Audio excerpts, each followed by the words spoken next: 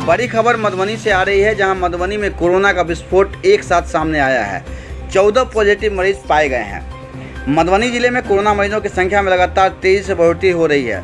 स्वास्थ्य सचिव संजय कुमार की तरफ से दी गई जानकारी के मुताबिक दिन के चौथे दिन अपडेट में कुल 33 कोरोना मरीज सामने आए हैं, जिसमें 14 मरीज मधुबनी जिले के हैं। इसके साथ ही मधुबनी जिले में कोरोना पॉजिटिव मरीजों की संख्या ने अपना अर्धशतक पूरा कर लिया है। अब ये आंकड़ा 53 को छू गया है।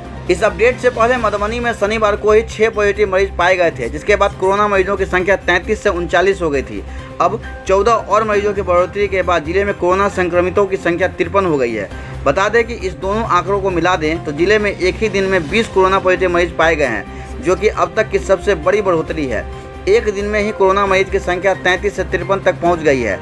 हालांकि अच्छी खबर यह भी है कि जिले में 5 कोरोना मरीज स्वस्थ भी हो चुके हैं, जिनका कोरोना जांच 3 बार निगेटिव आने के बाद उन्हें कोविड केयर सेंटर झंझारपुर से घर भेज दिया गया है, जहां उन्हें घर में ही 14 दिनों तक आइसोलेशन में रहना होगा।